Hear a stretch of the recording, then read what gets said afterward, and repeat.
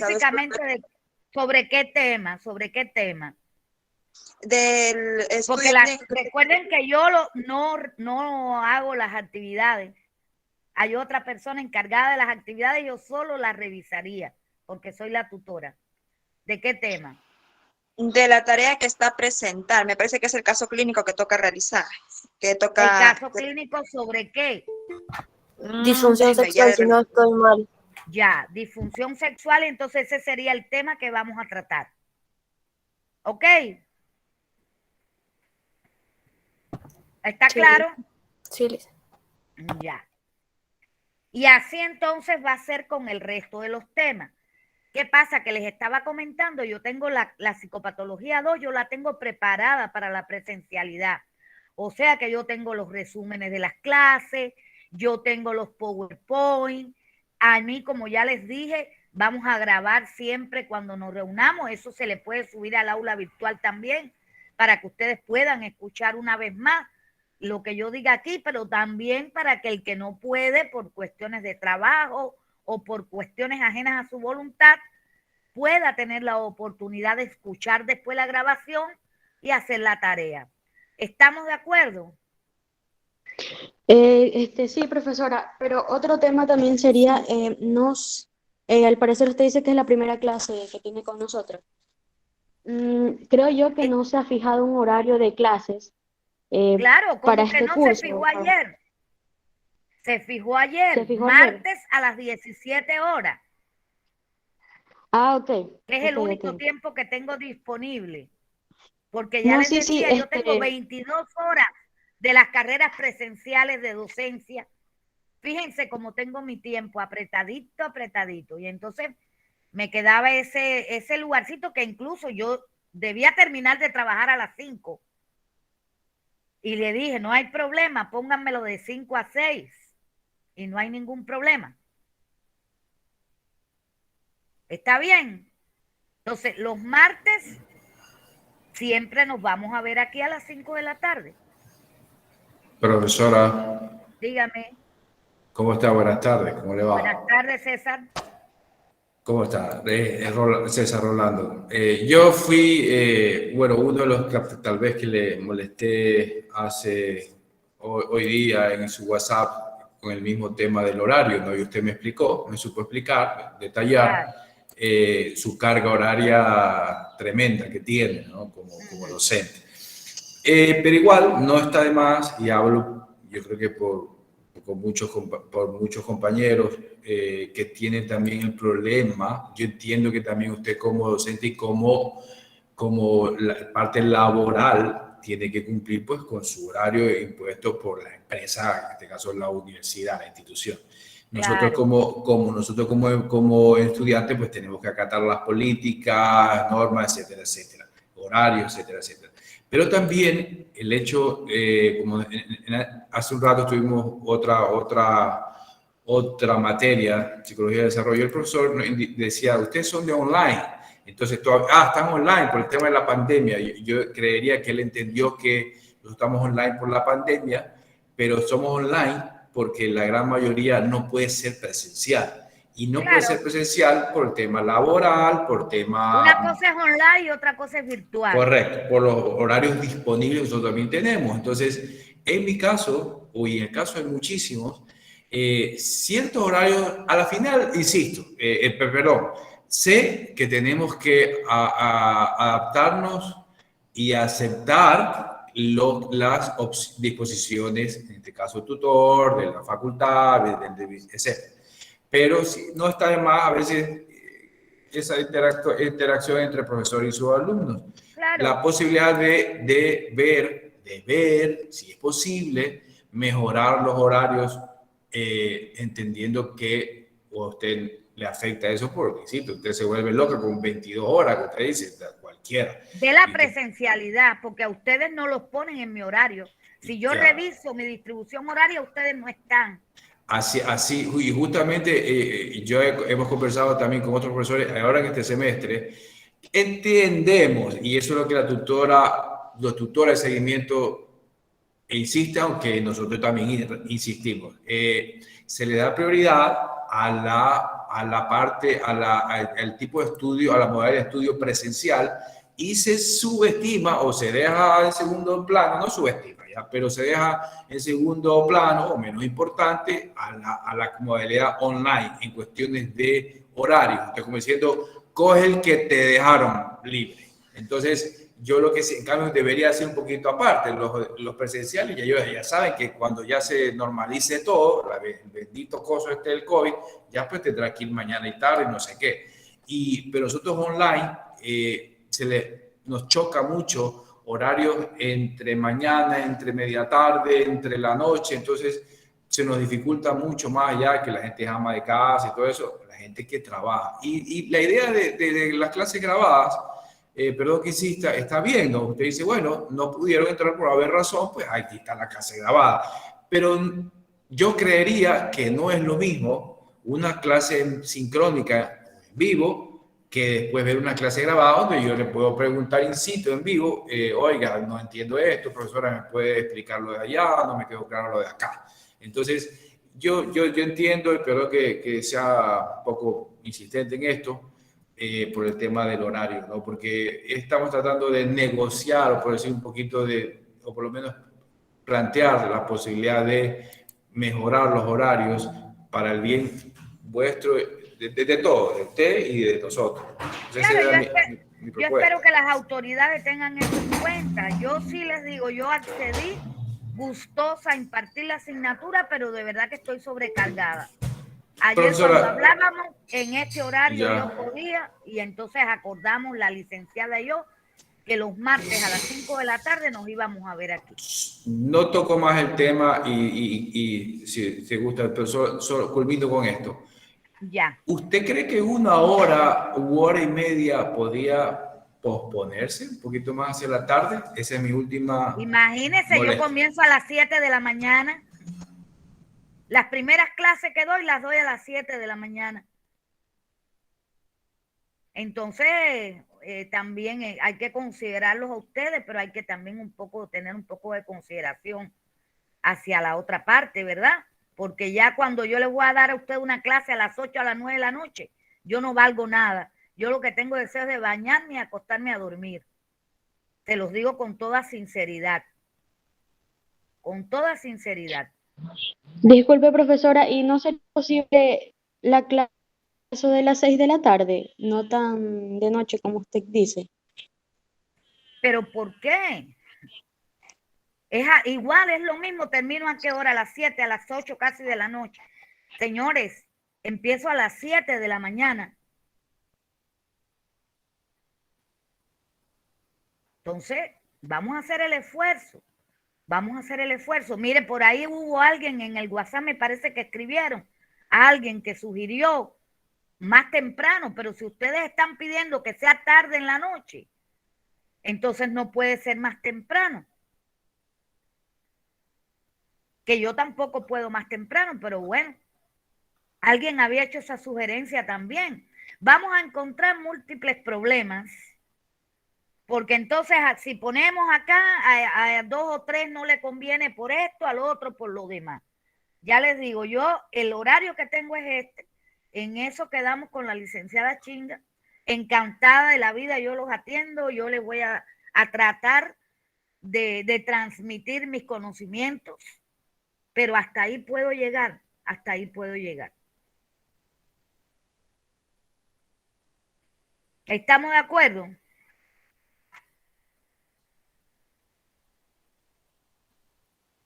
Sí, estimada docente, muy de acuerdo. Ya, muchas gracias, Cintia. Para mí sí está bien este horario de clase. Ya, perfecto, Nevis. Entonces, vamos a... ustedes deben dejar su nombre ahí en la mensajería. Dejen su nombre, ¿eh? Con sus 2 apellidos y el número de cédula para la asistencia.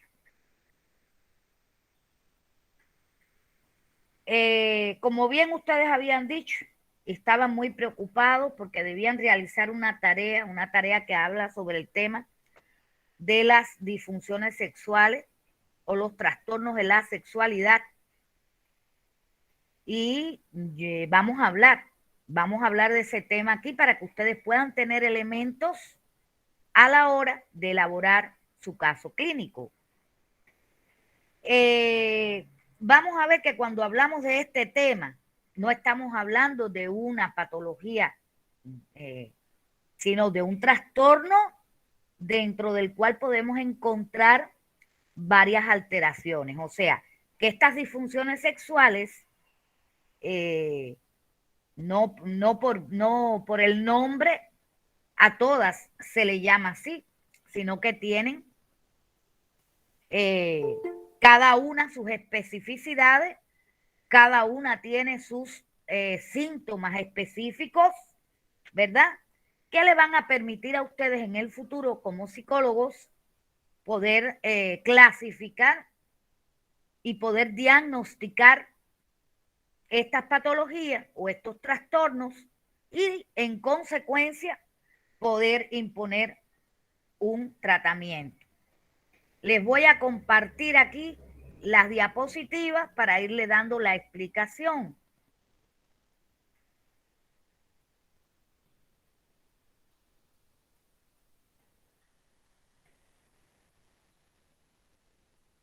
Me dicen cuando puedan visualizar.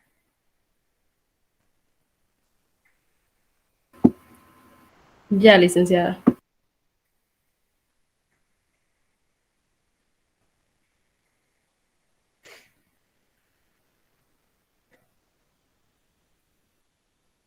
Está lenta esta computadora. Ay. Sí visualizan bien, ¿verdad? Sí, licenciada. Sí. Sí, Sí, licenciada. Entonces, en la asignatura Psicopatología 2, hablando en la unidad 1 de síndromes del comportamiento asociados con alteraciones fisiológicas y factores físicos, específicamente vamos a hablar de las disfunciones sexuales no debidas a enfermedad o trastorno orgánico. ¿Qué significa esto? Que estas disfunciones de las cuales vamos a hablar parten de la base psicológica. Ya, por ejemplo, si tuviéramos que hablar de algún tipo de disfunción que no tenga una base psicológica, sino que dependa de un problema orgánico, entonces ya no estaríamos hablando de que nos toca como psiquiatras o como psicólogos atender dicho trastorno, sino si estamos hablando de que pueden haber alteraciones en los órganos genitales, que pueden haber alteraciones, por ejemplo, en el caso de los hombres, la próstata, etcétera, etcétera, entonces ya tendríamos que estar hablando de otras especialidades médicas, que serían los que tuvieran a cargo atender esas situaciones que van a provocar la disfunción sexual. Pero como bien indica el tema, estas no tienen que ver nada, pero nada con los factores orgánicos, ni con ninguna enfermedad en específico. Por ejemplo, dentro de las enfermedades, es posible que hasta en nuestras familias nosotros tengamos, por ejemplo, un paciente diabético. Muchas veces cuando la diabetes es poco controlada o cuando se trata o hablamos de una diabetes de esta que es un poco resistente a los tratamientos, una de las cosas secundarias que pueden suceder y también por los trastornos vasculares que tienen estos pacientes, una de las cosas que puede suceder es que los pacientes diabéticos con muchísima frecuencia pueden presentar una disfunción sexual, ¿verdad? Y entonces esa disfunción sexual no sería psicógena, sino sería secundaria a esa diabetes.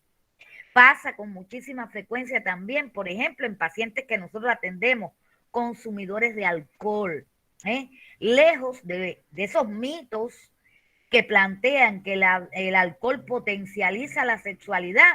Es un error, eso es un mito. Más bien puede llevar al sujeto a padecer ciertas disfunciones sexuales. Algunos tipos de disfunción se van a presentar tanto en varones como en mujeres. Por ejemplo, en la falta del deseo sexual, esta es una patología que puede aparecer tanto en los hombres como en las mujeres. Pero, por ejemplo, los trastornos de la erección se van a presentar en los hombres, ¿verdad? Y no en las mujeres. Ahora, las mujeres tienden a presentar con mayor frecuencia quejas sobre la calidad subjetiva de la experiencia sexual. O sea, que no les resulte la relación interesante o placentera. Y miren, chicos, muy importante, porque aquí el factor psicológico está muy implícito. Aquí el factor psicológico está muy implícito. En la mayoría de muchas mujeres no llegan al orgasmo, dicen que no les resulta placentera o interesante tener relaciones sexuales, pero muchas veces es por el miedo a las mismas relaciones, por no compartimentar con la pareja.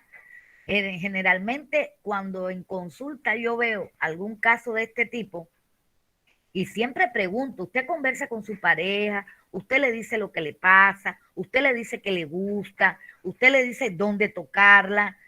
No, es que a mí eso me da pena y no lo entiendo, porque se supone que en una relación de pareja no deben existir, dicen por ahí, secretos, pero tampoco debe existir pena de pedirle a mi pareja en cuanto a sexualidad lo que me hace sentir bien, o decirle a mi pareja en cuanto a sexualidad qué cosas son las que no me gustan. Y esas cosas tienen que ser respetadas dentro de una relación. En el caso de los varones, entonces, una de los trastornos más frecuentes serían estos trastornos de la erección, sobre todo la falla. ¿Alguna pregunta hasta ahí, chicos? ¿Alguna pregunta hasta ahí? Hasta el momento no, licenciada, gracias.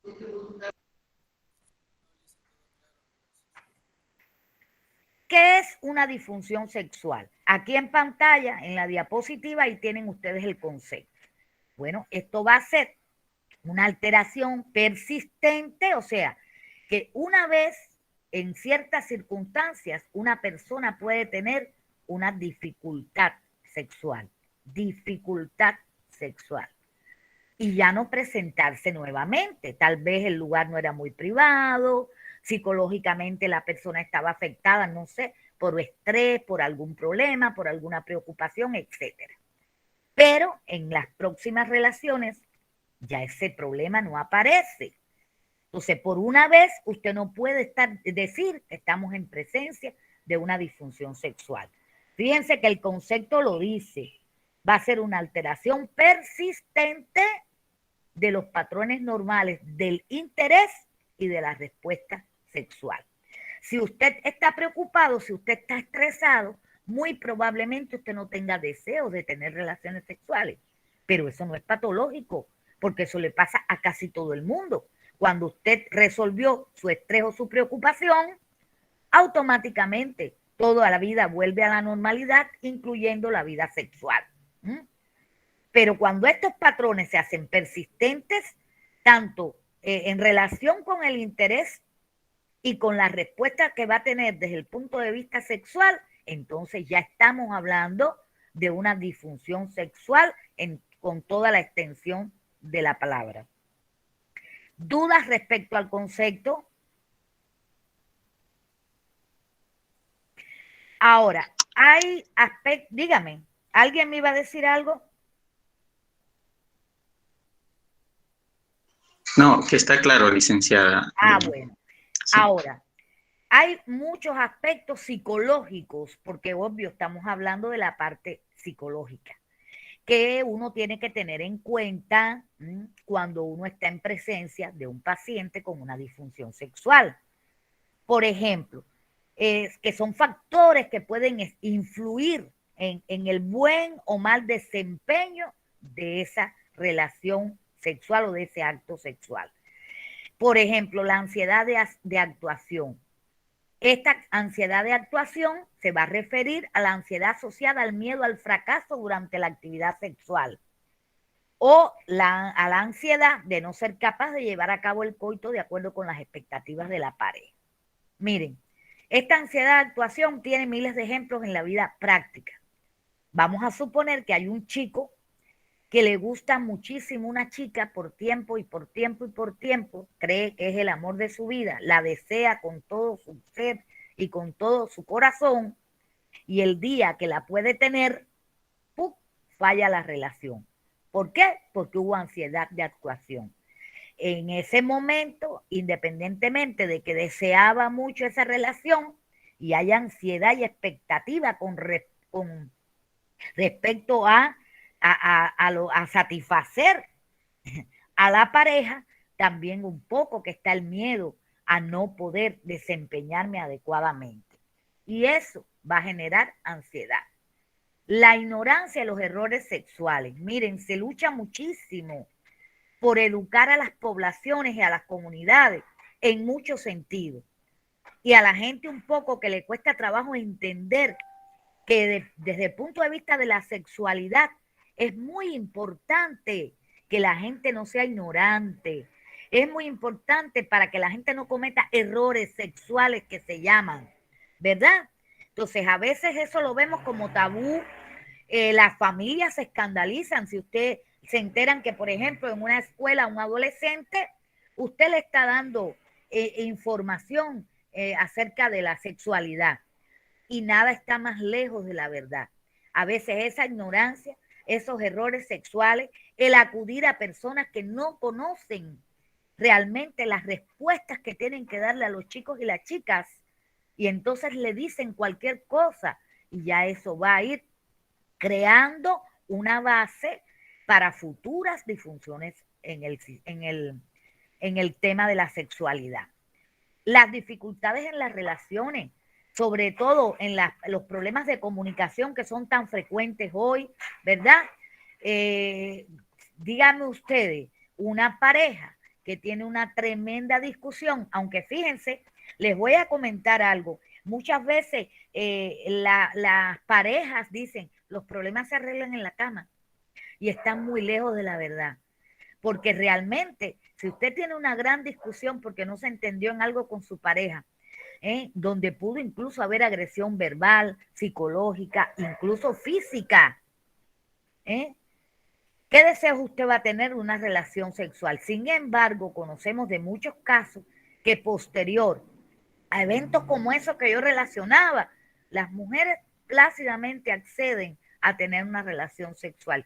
Digo las mujeres, y perdónenme chicos, no soy feminista, la razón se la doy al que la tiene, pero generalmente las mujeres son las que están más expuestas a este tipo de violencia que estábamos hablando, aunque no descarto que pueden haber también mujeres violentas acerca de los hombres. También pueden ser estas dificultades en las relaciones porque usted tenga dificultades laborales, porque usted tenga deudas y esté hasta el cuello, como dicen por ahí, y no sepa cómo va a solventar esas deudas, etcétera. La baja autoestima, importantísimo. Fíjense que en la relación sexual, y yo siempre cuando he leído sobre este tema en los libros y demás, en la relación sexual primero no hay nada que usted pueda tildar de anormal o aberrado, siempre y cuando las dos partes o las partes involucradas estén de acuerdo y accedan a hacer lo que sea, ¿verdad? Ahí no hay violencia, ahí no hay problema. Si las dos partes están de acuerdo, fenomenal. Ahora, la baja autoestima es muy importante, porque un hombre que, por ejemplo, considera que no es atractivo para la pareja, que cree que la pareja no lo quiere suficiente porque precisamente no tiene ese atractivo físico, puede tener una baja autoestima, igual puede pasar con una mujer, y entonces este problema de la baja autoestima a veces pasa también, miren, cuando a veces comentamos con amistades cercanas, ¿no? O hermanos o familias que tienen cierta intimidad, y usted le comenta acerca de las relaciones, ¿no? O se comentan acerca de la relación, entonces usted se pone a comparar y dice, ay, pero en mi relación no pasa esto, no pasa aquello, y entonces usted comienza a sentir que es menos, comienza a sentir que es menos. Eso también es un factor o un aspecto psicológico que puede echar o dar al traste con una relación sexual satisfactoria. Las actitudes negativas en la relación con la actividad sexual. Aquí es importante y tiene que ver este tema mucho con la ignorancia. Hay muchas relaciones sexuales que se mantienen de una manera rígida, o sea, que no se salen del patrón, Y era lo que yo me refería cuando decía, en las relaciones todo es aprobado, siempre y cuando usted no esté violentando a otra persona a hacer. Entonces, si estamos diciendo eso, en la relación sexual no se puede ser rígido. Yo recuerdo cuando uno lee acerca de estos temas en libros de historia, usted se va a encontrar que en el medioevo, por allá, las mujeres para tener relación no se desvestían. E incluso se ponían una sábana encima donde había un hoyo en la sábana, y a través de ese hoyo era que se mantenían las relaciones sexuales. Entonces, las relaciones sexuales son relaciones donde usted va a demostrar lo que usted estima a la otra persona, lo que usted lo desea, lo que usted quiere, y entonces tiene que fluir con libertad. O sea, excesiva rigidez puede traer problemas a la hora de las relaciones sexuales, ¿verdad? Por ejemplo, en el caso de algunas religiones, hay religiones donde dice el fornicar, ¿no? Como llaman ellos en los libros, es pecado, siempre y cuando usted no lo haga para procrear. O sea, como que ese Dios al que ellos adoran, les dice, bueno, solo relaciones para procrear, pero usted no puede tener relaciones por placer, ¿no? Y entonces, cuando analizamos, vemos que eso no es tan así, ¿verdad?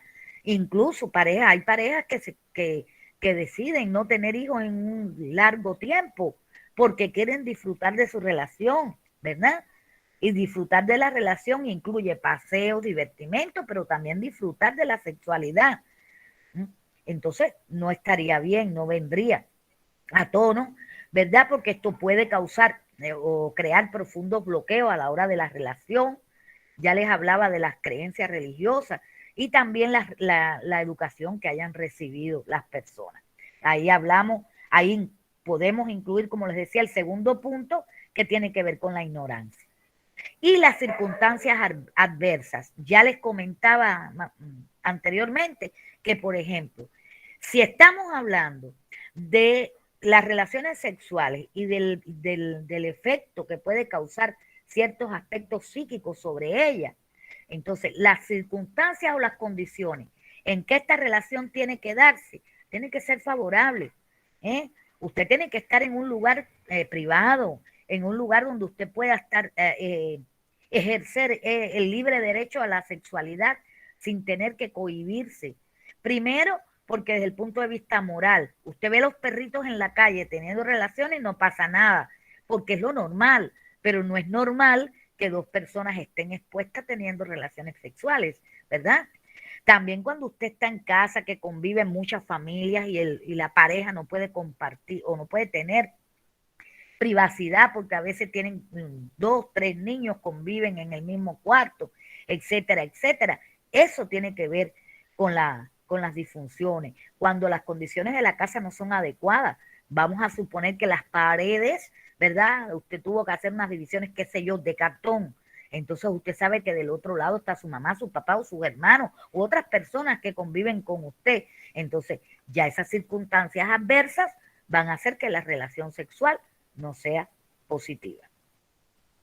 Ahora, dentro de la clasificación, y miren chicos, pongan atención a esto, les pregunto, ¿tuvieron duda de lo que expliqué? ¿Alguna duda? ¿No? No, Liz. Bueno, acá viene la parte, todo está claro. O sea, todo esto que estoy explicando es muy importante que ustedes conozcan, pero vamos a entrar en la parte álgida de la tarea de ustedes. Para ustedes poder hacer un cuadro clínico, confeccionar una historia clínica, un caso clínico de una disfunción sexual, tienen que conocer esta clasificación. Tienen que conocer esta clasificación. Y allá vamos. Según el DSM-5, lo primero que habla es de la ausencia o pérdida del deseo sexual. Recuerden que habíamos dicho al inicio, esta pérdida del deseo sexual o ausencia del mismo se puede dar tanto en los hombres como en las mujeres.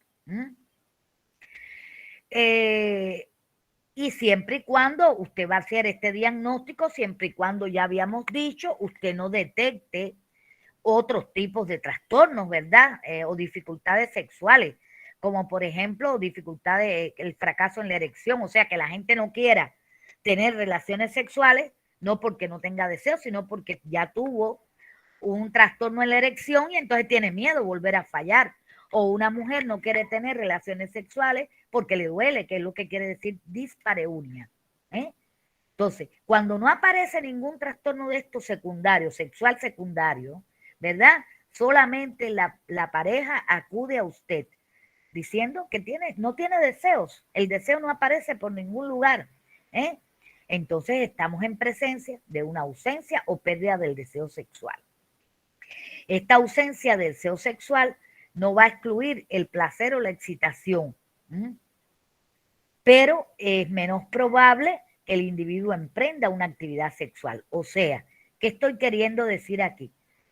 La persona no tiene deseos de tener relaciones, y por ese motivo, si no tiene deseo, es muy raro que la persona vaya a buscar a la pareja para eso, ¿verdad? Pero esto no quiere decir que si concretan la relación, entonces no puedan sentir placer o no se puedan excitar. O sea, que una vez que se consigue buscar la relación, la persona fluye normal, siente placer y también se excita. O sea que en la ausencia o pérdida del deseo solamente es eso. La persona puede sentir placer, la persona puede excitarse, ¿verdad? En el caso de que la persona emprenda la actividad sexual. ¿Qué va a pasar? Que casi siempre este problema o este trastorno se da en una de las dos partes, ¿no? De la pareja, o en la mujer o en el hombre, como ya habíamos dicho. Es muy probable que entonces, si el hombre no tiene el problema y es la mujer, el hombre trate de buscarla, ¿verdad? Y si la busca, la mujer se va a excitar y va a sentir placer. Por el contrario, si es el hombre el que tiene la ausencia o pérdida del deseo, si esta mujer quiere y lo desea, lo va a buscar y el hombre va a excitarse y va a sentir placer. ¿Entendido? Sí, licenciada. Sí, licenciada. Ya. En F52.1 del DSM-5, el rechazo sexual y ausencia de placer. Estábamos hablando allá de deseo. Aquí estamos hablando de placer. La perspectiva de interacción sexual con una pareja se acompaña de intensos sentimientos negativos y produce la suficiente ansiedad y miedo como para evitar la actividad sexual. O sea, que el concepto, por decirlo de alguna manera, que va a tener esa persona que tiene este tipo de trastorno, van a ser, como bien explica el concepto, todos van a ser sentimientos negativos, ¿verdad? No optimistas con respecto a las expectativas de lo que va a sentir en esa relación, ¿verdad? Y esto le va a producir mucha ansiedad y mucho miedo y siempre va a tratar de estar evitando esta actividad sexual. Generalmente van a tener respuestas normales cuando consiguen tener relación, puede o tiene lugar el orgasmo, ¿verdad? En este caso, pero la persona no va a experimentar placer. O sea, ese bienestar, esa sensación de algo, de que estoy pleno, de que esa sensación no la pueden sentir. Y aquí se habla de un término que ustedes deben haber escuchado cuando le han hablado de depresión, anedonia. ¿Qué significa anedonia en la depresión?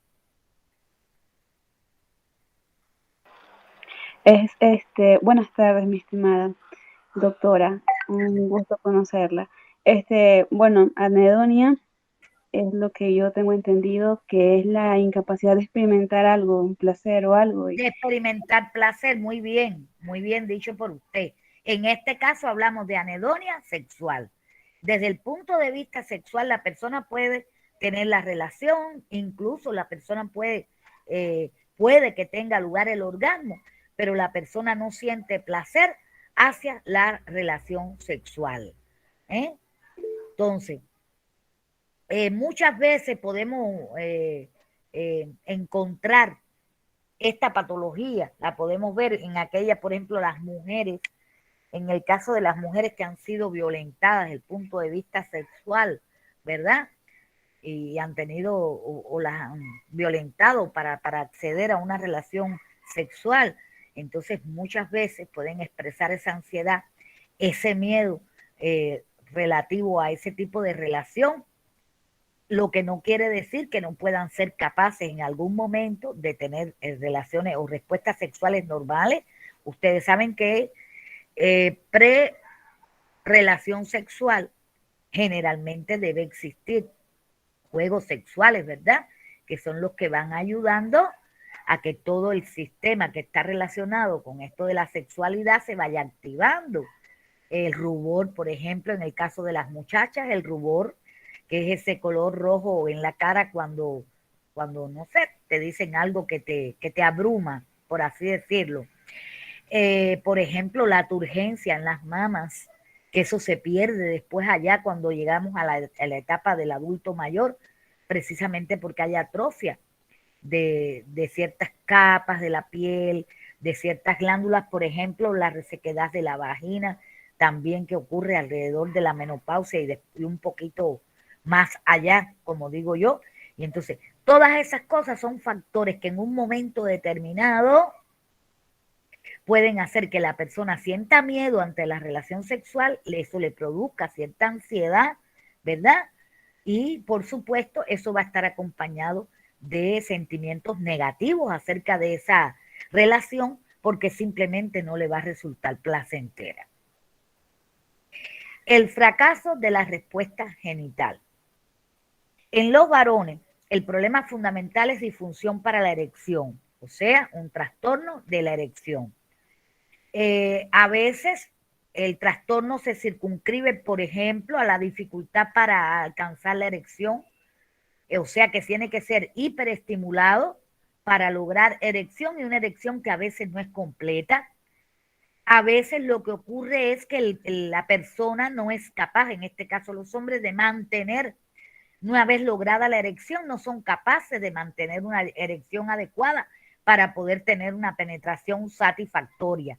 O sea que de momento no hablamos de un trastorno eréctil así, no hay erección, no.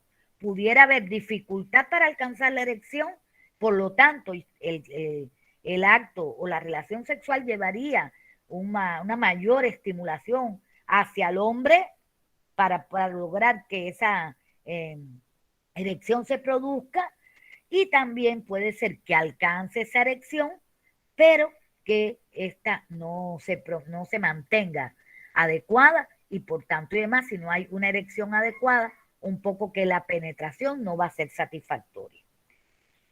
Ahora, ¿cómo ustedes pueden determinar, verdad? ¿Cómo ustedes pueden determinar? Bueno, esto es psicológico, bueno, esto tiene que ver con la parte orgánica.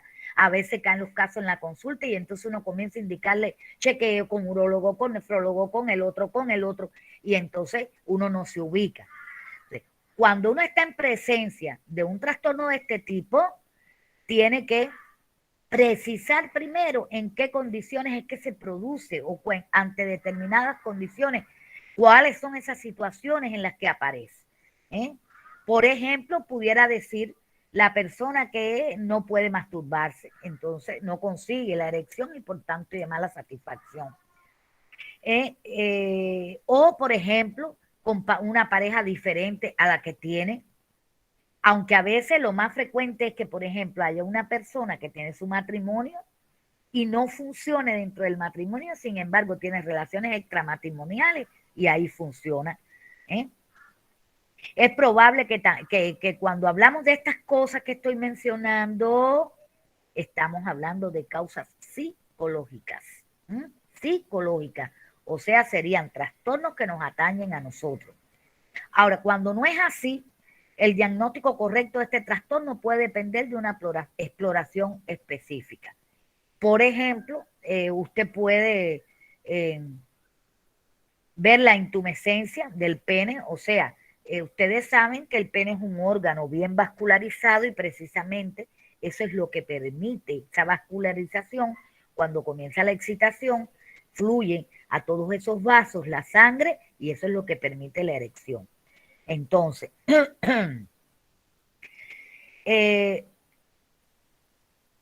en las mujeres, el problema fundamental, como yo les estaba diciendo, puede deberse a una sequedad de la vagina. En este caso, esta sequedad, por ejemplo, si hablamos de mujeres en etapa de menopausia o mujeres ya mayores, de los adultos mayores, que aunque ustedes no crean, los adultos mayores también pueden tener relaciones sexuales, lo que la respuesta sexual es diferente a la respuesta que ocurre en la persona más joven. Pero, por ejemplo, en el caso de las mujeres, como no hay una buena lubricación de las paredes vaginales, que ya les decía, puede ocurrir por atrofia de las glándulas encargadas de esa lubricación, pudiera ser también que la persona haya estado expuesta a tratamientos por infecciones, etcétera. Y entonces un poco que las glándulas se han dañado, pero son cosas que tenemos que conocer, son cosas porque se pueden resolver muy fácilmente. O sea, los problemas en la lubricación que ocurren sobre todo en la mujer se resuelven muy fácilmente. Casi siempre lo que se produce durante la estimulación o la excitación en la relación sexual son estrógenos. Y entonces, ahí en las farmacias existen, por ejemplo, los estrógenos conjugados, que es una cremita que usted le orienta a la persona que la utilice cuando vaya a tener relaciones sexuales y no pasa a mayores el problema.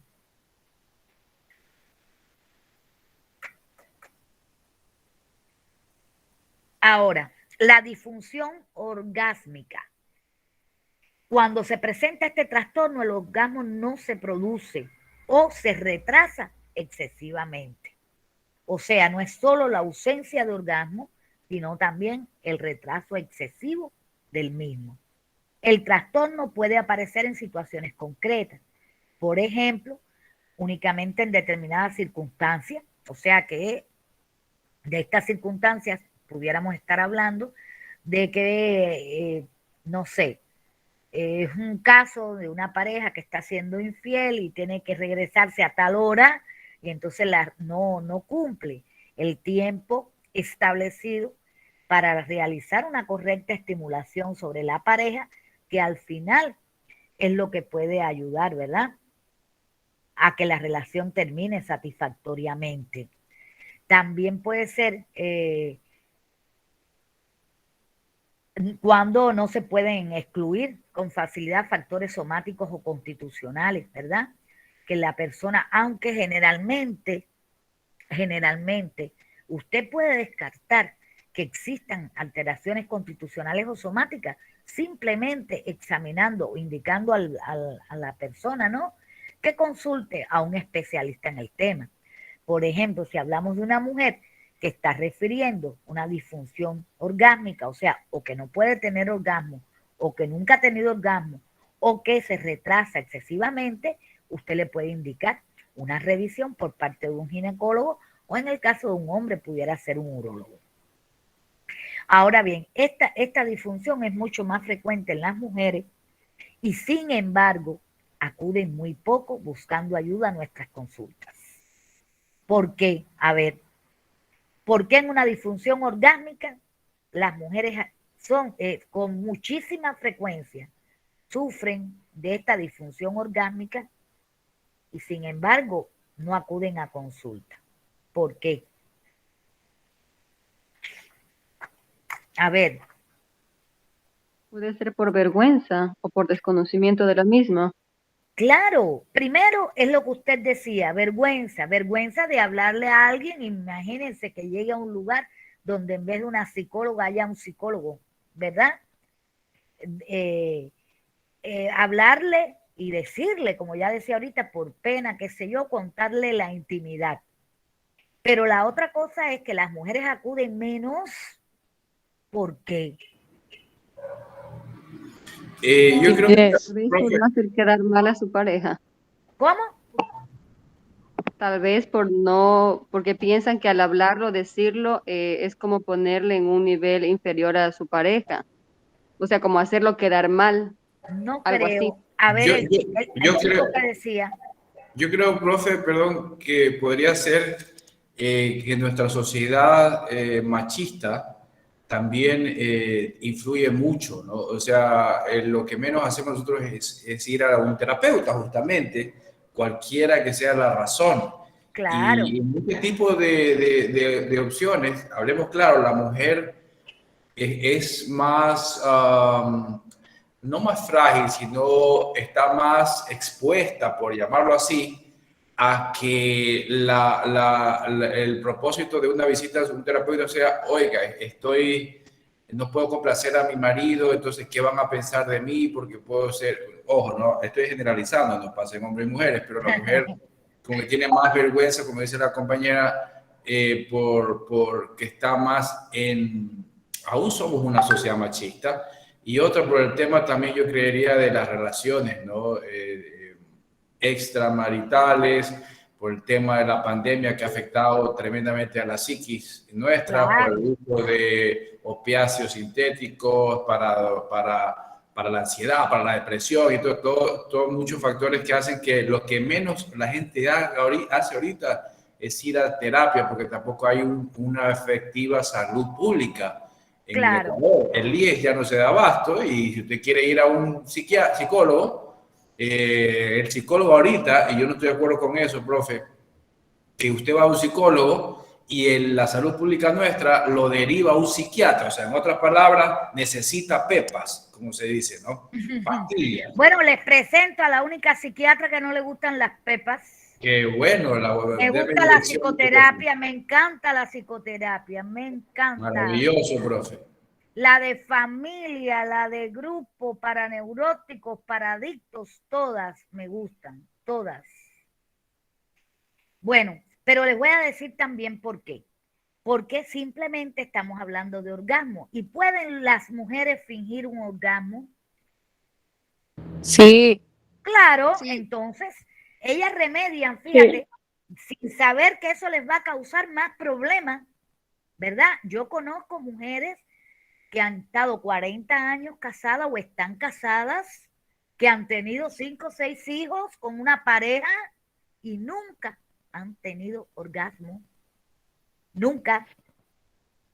Licenciada, Dígame. pero bueno, yo en mi poco conocimiento sé que también suele pasar en que tanto como desconocimiento e ignorancia tanto de mujeres como como usted hablaba del fingir un orgasmo, también es que en las mujeres es un poco más complejo llegar a, digamos, podemos decir, llegar al clímax que los hombres. No sé si eso también Claro. tiene algo que ver. Claro, tiene que ver muchísimo. Mire, si usted tiene, ustedes se van a reír conmigo también, porque a mí me gusta que ustedes aprendan, ya les dije, y me gusta hablarles claro para que entiendan a lo que me refiero. ¿Hay gente de campo aquí? ¿Sí o no? Sí, Que Yo conoce tengo los gallos, las gallinas y esas cosas, ¿sí o no? sí, profe. Sí. Imagínense un hombre que funcione como el gallo funciona con la gallina. Las mujeres, de por sí, eso lo dicen todos los libros que hablan de sexualidad. Las mujeres necesitan más tiempo para lograr la excitación. Por eso es tan importante que el lugar sea adecuado, que usted tenga todo el tiempo del mundo. ¿Para qué? Para que usted pueda complacer bien a su pareja. Confianza. No es, claro, no es 2 besos y ya, la penetración y ya terminamos. No es así. Tiene que haber una preparación previa a la penetración. Y esa preparación previa consiste en esos juegos sexuales. Entonces, esas parejas que prácticamente la mujer viene y se acuesta, ya el hombre está dispuesto, prácata, y ya terminamos, como digo yo, funcionan como el gallo. Ya él resolvió su problema y entonces no importa, la otra parte no importa saber si se quedó a media, si llegó, si no llegó. Ya les digo, chicos, ustedes van a ver, cuando ustedes tengan la posibilidad de ejercer, ustedes van a ver que van a encontrar casos que ustedes dicen, no es posible. Ya les comento, yo he visto casos de matrimonios larguísimos, de 40 y pico de años, y cuando hemos empezado a hablar ciertos temas, la paciente me ha confesado que nunca en su vida no sabe lo que es un orgasmo, no sabe. Y yo le pregunto, ¿y usted nunca le dijo a su esposo? No, nunca. Imagínese, a lo mejor se iba a buscar a otra, o a lo mejor se ponía brava conmigo, piensa que es que yo tengo otro. Fíjense qué manera de pensar. Profesora, pero una pregunta ahí en ese tema, justo en específico. Yo creería que ahí ya, por las condiciones que usted dice, ya sería más allá solo de psicológico el tema, sino psiconeurológico. Porque, o sea, 40 años, por el ejemplo que usted pone, sin orgasmo, bajo toda opción, creatividad, situación, lo que usted quiera, ya se lo ha intentado y esa persona no ha obtenido esa parte de ese efecto que es natural fisiológicamente. Yo creería que hay algo ya psiconeurológico que le impide alguna. Bueno, en el caso que le mencionaba, esa paciente llegó a mí y nunca había buscado ayuda. Todavía yo no la pondría en la parte neurológica. ¿Por qué? Porque ahí, obviamente, lo primero, sin que ella me diga, yo sé que va a haber un problema de comunicación, pero grave, de la pareja. Grave. ¿Entiendes? O sea, en el caso de que esta señora haya recorrido varios consultorios buscando ayuda y hayan pasado 40 años, sí, tal vez tengamos que pensar en algo de eso. Pero estoy hablando de una señora que ni siquiera había buscado ayuda, era la primera vez y además no fue por ese problema que les estoy comentando. Ella va por una depresión. Y cuando pensamos a hablar y a preguntarle de esto, de aquello, y cuando caímos en la relación de pareja, un desastre, pero ella como mártir, ahí estuvo. ¿Qué pasa? Que aquí, como bien señalaba, me pareció que fue usted, aquí todavía hay mucho rezago de machismo, ¿verdad? Y muchas mujeres incluso piensan, la culpa es mía, ¿verdad? No, esto es un problema mío, esto nadie lo tiene que saber, yo tengo que vivir aquí así. Incluso hay quien se atreve a decir, bueno, si Dios quiso que yo viviera así, ¿qué voy a hacer? La gente no es capaz de darse cuenta que es un problema. Por eso es tan importante, chicos, la educación sexual. Porque usted puede educar a los adolescentes, por ejemplo, y cuando ellos emprendan su vida sexual, van a saber de estas cosas y van a saber que las que son de origen psicológico pueden tener un remedio, ¿verdad? Y saben a dónde tienen que dirigirse y saben quién les puede brindar la ayuda. No olvidemos, licenciada, que también todo tiene que ver como una línea de tiempo.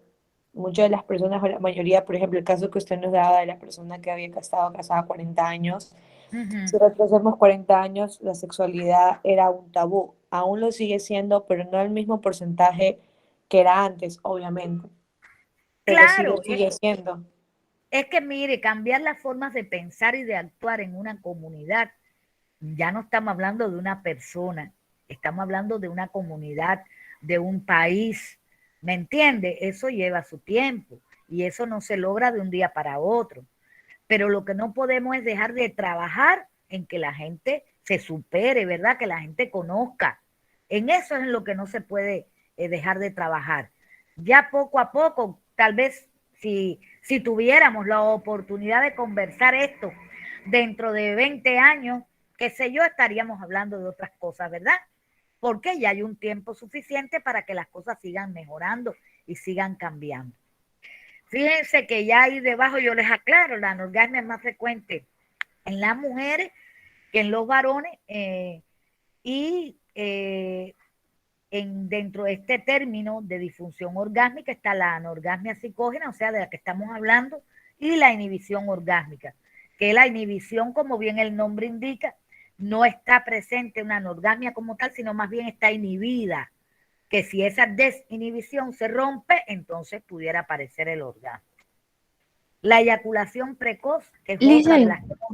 Dígame. Disculpe la interrupción, es que le quería hacer una pregunta y disculpe la ignorancia, pero biológicamente hablando, Cuando hay un orgasmo, ¿qué sucede en el cuerpo? Porque no entiendo un poco eso. Mira, en el cuerpo, generalmente las funciones vagales, que es como conocemos nosotros los médicos, se ponen en función. Y en el cuerpo, por ejemplo, dice que se segregan una serie de neurotransmisores, receptores y demás que tienen que ver, obviamente, con el placer. Independientemente de eso, por ejemplo, hay funciones como cardiovascular, ¿m? Como la función cardiovascular, que se acelera el ritmo cardíaco, ¿verdad? Y fíjense qué curioso. Si usted tiene la posibilidad de hacer un estudio y preguntar, fíjense, una pregunta simple a las personas, luego de la relación sexual, si usted tiene necesidad de miccionar, de orinar, de ir al baño, también quiere decir que hay una estimulación sobre los riñones, ¿verdad? Que da origen a que se acumule una gran cantidad durante la relación de orina en la vejiga, y entonces después de la relación las personas sienten la necesidad de miccionar. Y por supuesto el estado de laxitud, un momento, laxitud o relajación. Fíjense que por ahí hay quien dice, vamos a hacer esto para relajarnos y dormir relajados, tranquilos y sedados. Dígame. Gracias. No, María, es una preguntita nada más. Siga María Valentín. No, solo estaba agradeciendo. Oiga, profe, perdón, estamos entre estudiantes adultos y todo, usted hablaba de micción. En los orgasmos, no sé si venga el tema, cuando hay esa mayor confianza y todo, se mezcla justamente dentro del orgasmo o de la micción también. ¿Es natural, normal eso? Para algunas parejas sí, para algunas, ya les decía a ustedes, mira, yo Como les parte decía, del orgasmo, como parte del claro, orgasmo. como parte del orgasmo, mira, uno o puede ocurrir, se relaja tanto el cuerpo que ocurre una relajación del esfínter vesical y por tanto y demás, la orina fluye. Cuando se relaja ese esfínter, la orina fluye. Pero también pudiera ser parte de la relación. Yo les decía al inicio, y esto nunca lo olviden, en la relación sexual nada está mal, nada es aberrado.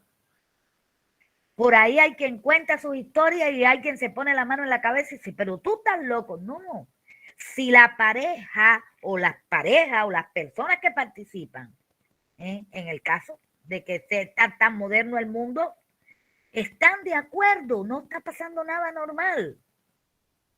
Entonces también pudiera ser, he leído, no he tratado ni he visto, pero he leído casos, por ejemplo, que para poder sentir placer, incluso le piden a la pareja que miccione.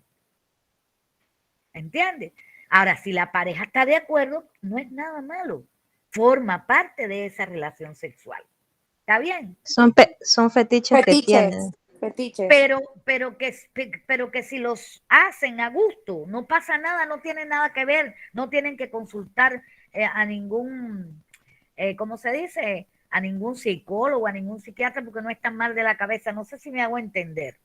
Allá cuando usted está forzando a una persona a hacer algo que no quiere, ahí es donde está el problema. Ahí es donde está el problema. Entonces, en el caso de la eyaculación precoz, que es algo que hemos escuchado, y esta eyaculación precoz, les comento, chicos, que a veces está relacionada, cuando hablamos de la parte orgánica, a veces está relacionada con ciertos medicamentos que tiene que consumir una persona porque tiene X enfermedad, ¿verdad? Por ejemplo, en algunos medicamentos que se utilizan en las cardiopatías, en la hipertensión, en la cirrosis hepática, etcétera, etcétera, pueden causar una eyaculación precoz. Pero igual que aparece la eyaculación precoz, podemos estar hablando de una eyaculación retardada y que en la parte orgánica también puede ser producida por ciertos medicamentos. Ahora, a nosotros nos ocupa la eyaculación precoz de origen psicógeno. Esta puede presentarse cuando es grave, incluso antes de penetrar a la persona, ¿no? O también sin alcanzar todavía la erección, puede que la persona esté eyaculando. Eso es cuando los casos son más graves. Generalmente lo que uno acostumbra a ver en consulta es esa eyaculación precoz, donde el acto comienza muy normalmente, como tiene que ser, pero en cuanto hay penetración, ¡pap!, el hombre eyacula y ahí ya se termina la relación, y entonces la otra parte no queda para nada complacida, porque casi siempre está a mitad del camino. Esta eyaculación precoz se debe raras veces a causas orgánicas, aunque puede presentarse como reacción psicológica, por ejemplo, a una disfunción orgánica. Si tiene, por ejemplo, un paciente una disfunción desde el punto de vista orgánico, puede haber un fracaso en la erección, puede haber una eyaculación precoz, pero también puede acompañarse todo esto de dolor. Que esta eyaculación también se considera precoz si la erección requiere una estimulación prolongada, de tal manera que el intervalo de tiempo desde que se alcanza la erección suficiente y la eyaculación se acorta. O sea, que estamos hablando de un caso en que la persona tiene una disfunción eréctil, ¿verdad? Tiene que tener una estimulación prolongada para lograr, ¿verdad? Que el pene se erecte, o por lo menos que tenga cierta consistencia, y precisamente ese alargamiento, como digo yo, de ese periodo de estimulación hace que la eyaculación aparezca inmediatamente después que se consigue, y entonces prácticamente la otra parte de la pareja se va a quedar sin haber realizado nada. El vaginismo no orgánico. Se trata de un espasmo muscular de la pared pelviana, o sea, de los músculos que rodean la vagina. La vagina es una serie de músculos que por eso ella se contrae y se relaja, que está cubierta de la mucosa, que en la mucosa es donde están todas las células esas que lubrican cuando se va a tener relaciones sexuales, y por supuesto los movimientos de contracción y relajación los dan esos músculos que rodean ahí la pared pelviana que está en la vagina. Esto va a causar, o sea, el vaginismo, ¿en qué consiste? Cuando va a ocurrir la penetración, automáticamente esos músculos de la vagina o de la pared pelviana se contraen, causando la oclusión de esa abertura vaginal, y por tanto y demás es imposible la penetración, y cuando se intenta es muy dolorosa. Que esto puede ser una reacción secundaria, alguna causa local, por ejemplo, que la mujer tenga alguna lesión en la vagina, algún desgarro, por ejemplo, ocurre en las mujeres estas que han tenido un parto normal, ¿no? No por cesárea, normal, pero que se han desgarrado y demás, y entonces cuando no se reconstruye muy bien todo eso allá adentro, entonces esto puede causar sensaciones raras, dolor, etcétera, y la mujer, ante la presencia de la penetración, entonces simplemente los músculos, ocurre un espasmo, se contraen y no permite la penetración. Y si la logra, entonces esta igualmente va a ser dolorosa. La dispareunia, yo les comentaba antes, vimos la palabra y les decía, es simplemente la presencia de dolor ante la penetración, ¿no? O durante la penetración, que se va a presentar tanto en mujeres como en varones, que a menudo puede ser atribuida a una patología local, en cuyo caso debe ser codificada de acuerdo con el trastorno correspondiente. O sea que puede haber alguna infección, como ya les decía, puede haber alguna lesión ahí en el trayecto, ¿no? Que se recorre durante la penetración, entonces causa dolor. Y como causa dolor, entonces las personas con muchísima frecuencia van a rechazar la relación. En algunos casos no hay ninguna causa orgánica y puede ser importante la presencia de factores psicógenos, y que esta categoría solo deberá utilizarse si no hay ninguna otra disfunción sexual, por ejemplo, vaginismo o sequedad vaginal. Que le estaba diciendo en ese último parrafito que es muy importante cuando no hay una causa orgánica, entonces ponga el cuño que la dispareunia es psicógena y puede ser psicógena porque haya resultado traumática en algún momento. Por ejemplo, hay una sequedad vaginal, no utilizan ningún protector para esa mucosa y aún así se efectúa la relación sexual y eso crea como un trauma, ¿no?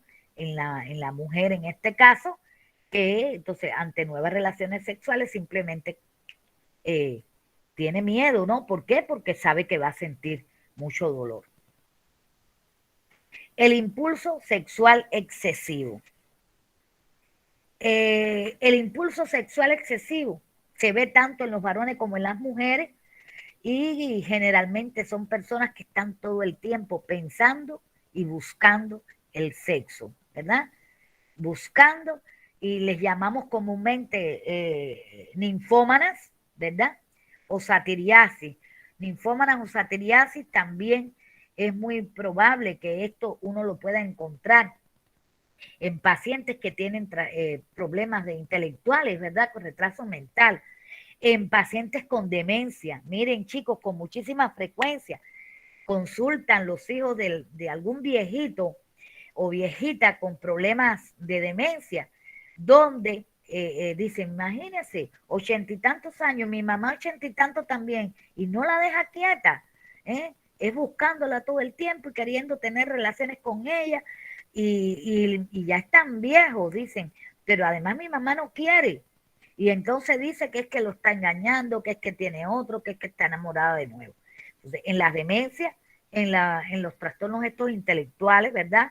Y la ninfomanía, ahí podemos ver un impulso sexual excesivo. O sea, todo el tiempo, como ustedes ven la fotico ahí, pensando en sexo y queriendo tener relaciones sexuales. Puede tener relación esto también, miren, con la adolescencia. Claro, recuerden que los adolescentes ahí comienzan a experimentar en cuanto a sexualidad y entonces consideran que eso es para estar todo el tiempo, ¿verdad? E incluso cuando ellos solo utilizan la masturbación, terrible. Si hay un solo baño en la casa, muérase. Porque esos muchachos se meten ahí 2, 3 veces al día y no hay quien los saque del baño. Y también pudiera ser en la edad adulta, cuando explicaba, ¿no?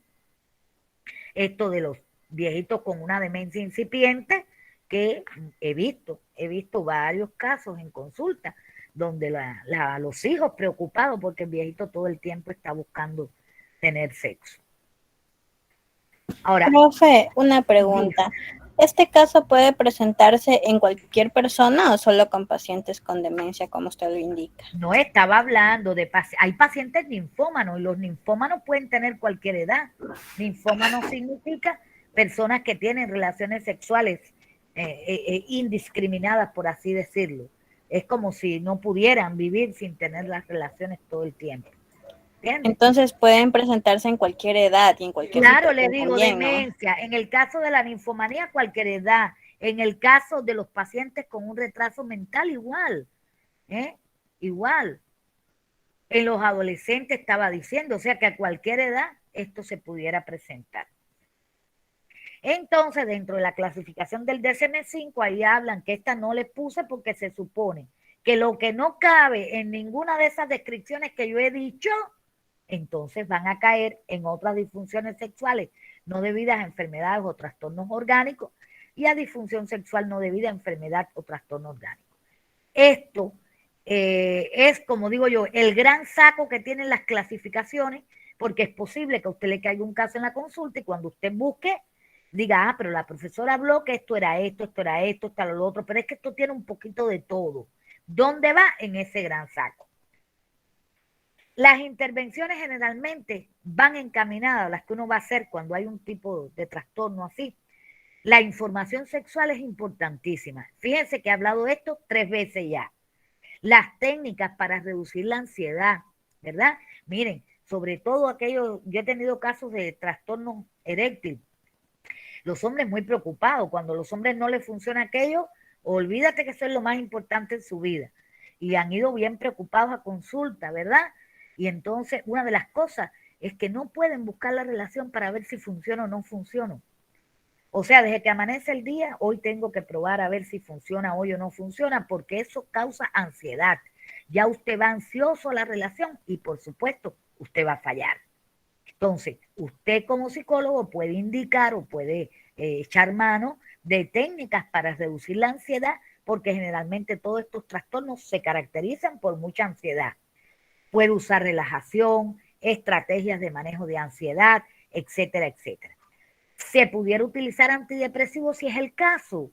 Si estamos hablando de un paciente con una depresión, entonces donde todas las cosas del organismo bajan, disminuyen, también la sexualidad, entonces usted debe mejorar esa depresión porque usted no va a hacer nada con tratar el problema sexual si no mejora lo que está provocando ese problema sexual. Las técnicas de afrontamiento al estrés puede ser la solución de problemas, inoculación de estrés, entrenamiento en asertividad, etc. Las técnicas cognitivas que no pueden faltar, modificación de pensamientos, de creencias, expectativas, la reestructuración cognitiva y técnicas encausadas a mejorar la relación y la comunicación de pareja. Razones que contraindican una terapia sexual. ¿Ante qué paciente usted no puede, aunque vengan con el trastorno, usted no puede realizar una terapia sexual? Pacientes con trastornos psicopatológicos severos. Cuando estamos hablando de esto, estamos hablando de trastornos del nivel psicótico.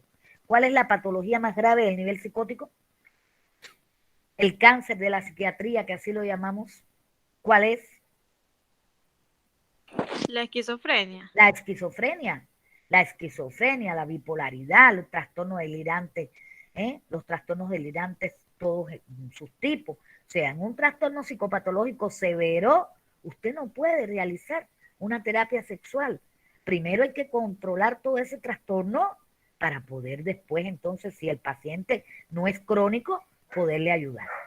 En las toxicomanías descompensadas, fíjate que estoy diciendo descompensada, no es que un paciente que estuve adicto a cierta sustancia y que ya hoy por hoy no consume y que está teniendo problemas sexuales, a ese sí. Pero si la persona está consumiendo alcohol o cualquier tipo de droga, por gusto, usted va a hacer tratamiento. Usted se va a desgastar por gusto con ese caso. En el embarazo, piense, no es porque las relaciones sexuales estén contraindicadas en el embarazo, no, para nada. No están contraindicadas si su ginecólogo o ginecobstetra no se lo prohíbe. ¿Qué pasa? Que generalmente cuando hay una terapia sexual, a veces usted tiene que hacer indicaciones de ciertas posiciones y demás, y que en el embarazo eso no es posible, porque sobre todo un embarazo que esté casi a término, donde el vientre es demasiado grande, entonces va a ser incómodo para la señora, ¿no? Ponerse acá o ponerse allá, entonces durante el embarazo tampoco. En los trastornos graves de relación social, o sea, esas personas que tienen trastornos graves de relación con la sociedad, de relaciones interpersonales, etcétera. Porque, ojo, muchas veces detrás de estas personas pueden haber personas que busquen una ayuda desde el punto de vista sexual, pero solo porque eso lo disfrutan, porque entonces usted tiene que tener cuidado. La persona que va buscando la ayuda, pero la motivación es escasa, o sea, no le interesa, prácticamente, por decírselo claro, no le interesa el tratamiento, no le interesa salir del problema. Entonces, si no está motivado, ¿para qué usted le va a hacer tratamiento? Y los trastornos graves de pareja. Se van a reír con las cosas que a mí se me ocurren, pero yo siempre digo, cuando ya la casa está ardiendo, cuando la pareja ya, esa pareja no hay por dónde agarrarla, ni por los pelitos, como digo yo, entonces, ¿para qué? Si a la corta o a la larga es una relación de pareja que está llamada a desaparecer. Entonces, ¿para qué usted va a agotar un tratamiento en unas personas que finalmente van a quedar separadas? Entonces, Profe, una pregunta. dígame. ¿Y cómo nosotros sabemos que o sea, ya no podemos hacer nada con la pareja? Porque se supone que también hay podemos ser terapeutas de parejas y darles consejos, pero ¿cómo nos damos cuenta que ya esa relación ya no va a Pero funcionar? es que de hecho, miren, de hecho, cuando una gente consulta, vamos a suponer una pareja X, los consulta por cualquiera de estas alteraciones.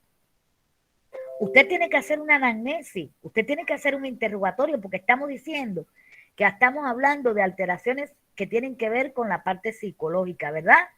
Y entonces, como buenos psicólogos o buenos psiquiatras, nos toca hurgar en esa relación para ver cómo funciona. Usted tiene que hacer preguntas obligatorias. Por ejemplo, yo tengo una costumbre en mis consultas. Yo soy psiquiatra hace 35 años.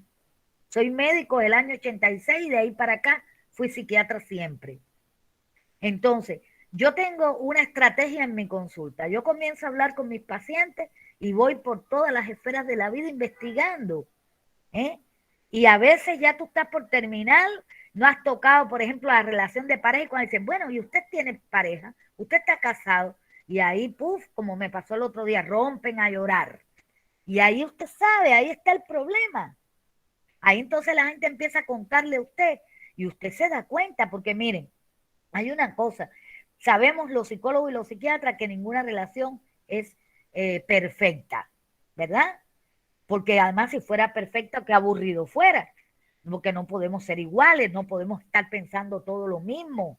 Para que haya diversidad, tenemos que pensar distinto, tenemos que ser diferentes, actuar diferente. Entonces, ya cuando usted comienza a preguntar, comienza a interrogar, ya usted se da cuenta que es un matrimonio, por ejemplo, que lleva la mayor parte del tiempo, pasa uno durmiendo en un cuarto, el otro en el otro, ¿verdad? Que ya no se hablan con cariño porque ya no se aman, te lo dicen abiertamente.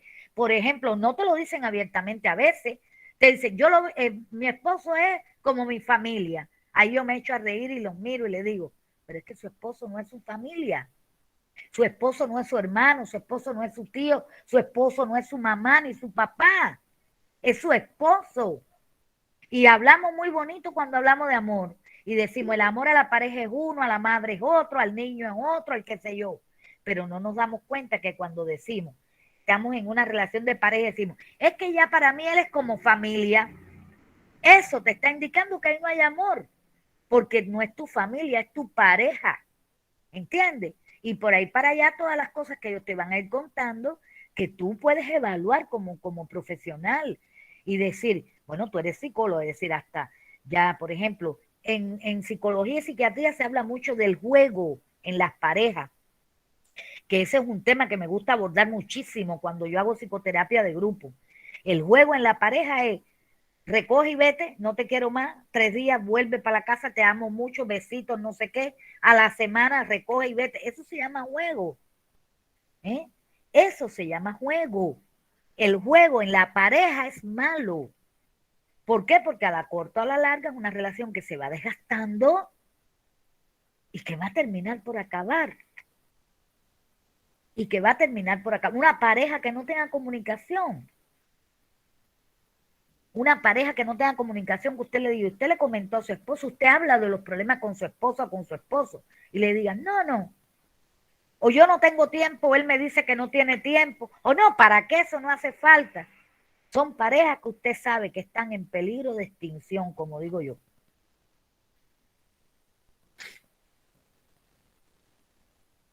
Entonces, Que solo estarían por la costumbre, como quiera. Como le estoy diciendo, muchas veces por la familia, por los hijos, porque es la casa común y entonces ¿a dónde voy a ir? Porque las mujeres nunca se prepararon, no trabajan, etcétera, etcétera. ¿Y de qué van a vivir? ¿Entiendes? Hay muchas razones de ese tipo. Entonces, chicos, ¿qué les pareció la clase? Excelente, profe. Yo creo que ahora tienen más claro de qué se trata la tarea. Muy interesante la clase, licenciada. ¿Verdad? Me alegro que les haya gustado. Trataremos de que todas sean así. Ahora les pregunto, ¿aclararon o no aclararon la tarea?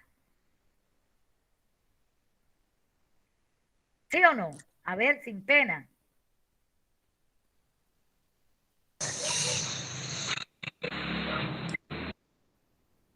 A ver, Camila, no te escuché. No, no, más bien lo que yo, o sea, yo sobreentiendo de lo que la explicación que usted dio al principio es que, bueno, que nuestro caso clínico tiene que ser sobre algunos de los puntos que vimos hoy en clase. Exactamente. O sea, nosotros vamos a elegir uno de todos esos casos, ¿verdad? Claro, muy bien. A ver, ¿quién más quiere aportar algo? Le hice una pregunta. ¿Hay algún tipo de formato que debamos seguir para hacer el caso clínico o simplemente, o cómo comenzamos, mejor dicho? O sea, No, miren, generalmente, por lo menos yo les ponía o le pongo a mis chicos de psicopatología 2 y 1 y a todos mis chicos, cuando les pongo caso clínico, un caso. Les voy a poner el ejemplo, inventar un caso, pero en este tienen que hacer referencia a las disfunciones sexuales, como bien decía Camila, la que ustedes escoban.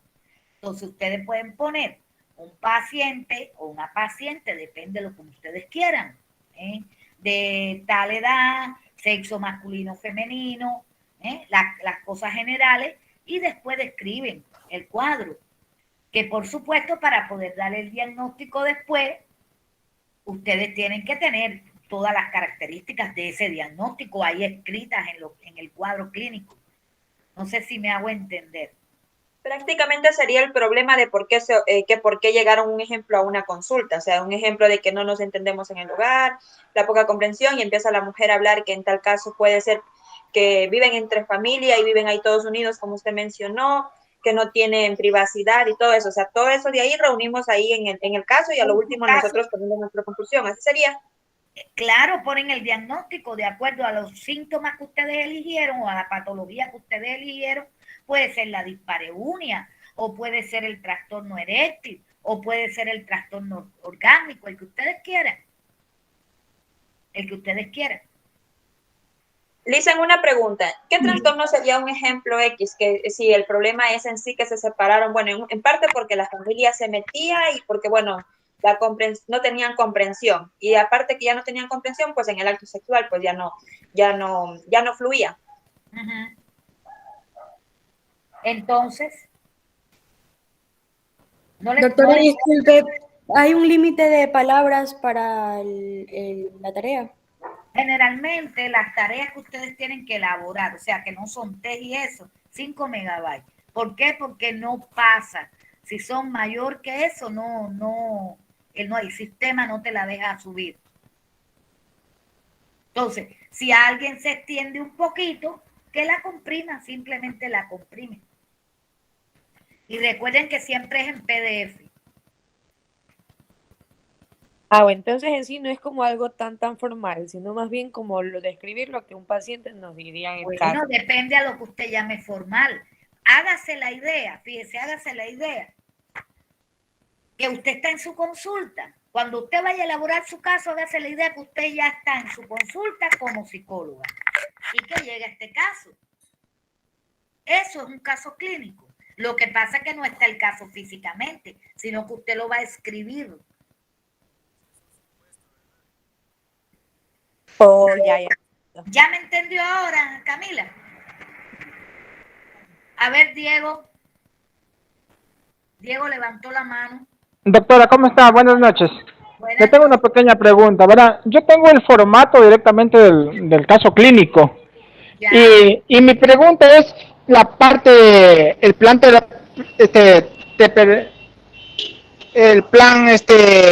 hay que llenar en una parte, no sé si es que se debe llenarlo, el plan terapéutico.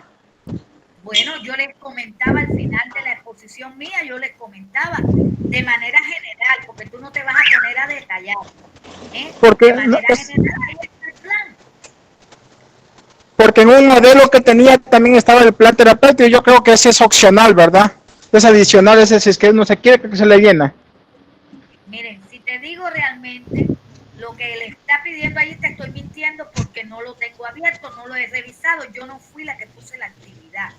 Les comenté que yo les doy la clase, yo califico después, pero hay otra persona que es el autor del aula, que es el que les pone las tareas a ustedes. ¿Entiendes? Claro. Sí, porque yo también le hice la consulta al autor de la materia, me dijo que esa parte era opcional, pero le preguntaba a usted, como usted también es la que, me imagino, la que califica los deberes. Dije, no sé cosa, el autor me diga una cosa y usted como docente me diga lo contrario. Mire, tranquilo, tranquilo. Hay cosas, o sea, hay tareas que uno sabe con qué idea las indica. Y yo no voy a estar revisando banalidades, o sea, a mí lo importante, como me toca revisar, voy a tener muy en cuenta que ustedes sepan elaborar ese cuadro, ese caso, poniendo bien recogiendo los datos del paciente. Ustedes ya tienen una idea, por ejemplo, yo le decía a Camila o a Cintia, no sabía bien, decirle ahora, háganse la idea que ese caso lo tienen frente a ustedes. Ese caso que ustedes se van a inventar, lo tienen frente a ustedes. Y por ahí, ¿cómo harían ustedes? Tienen que confeccionar una historia clínica, ¿sí o no? Sí. ¿Sí o no? Sí. Claro, por supuesto. Es más o menos lo mismo. Motivo de consulta por cuál es la historia del problema. Si la persona que está viniendo tiene antecedentes de algo. Acuérdense que siempre tienen que descartar que haya causas orgánicas. Entonces, los antecedentes personales tienen que preguntar o tienen que escribir ahí si la persona es una persona sana, si tiene antecedentes de alguna enfermedad. Un ejemplo, ya un paciente con diabetes ya sería prácticamente, porque como usted dijo, en la diabetes, a veces ya dependiendo el grado de avanzado de diabetes, ya no pueden tener relaciones sexuales con la pareja. Entonces Claro, ahí es cuando la mujer ya prácticamente, ahí es como se dijera, cuando de verdaderamente no existió amor y solo fue por placer, es que se acaban la mayoría de las relaciones. Tengo un caso similar al que le cuento, por eso le digo. Entonces tienen la idea ya, chicos. Ahora tengo un problema, porque estoy grabando la clase para subirla, pero el problema es que el aula yo no puedo editar. Tiene que ser el autor del aula. Entonces ahora tengo que ponerme en contacto con él para que le suba todo este material. O sea, que yo les puedo subir el PDF de esta clase, yo les puedo subir las diapositivas y les voy a subir la clase grabada. Pero no depende de mí. Si depende de mí, ahora mismo, cuando terminara aquí lo subía. Pero eso se lo tengo que comentar al compañero para que me haga el favor y se lo ponga ahí en el aula.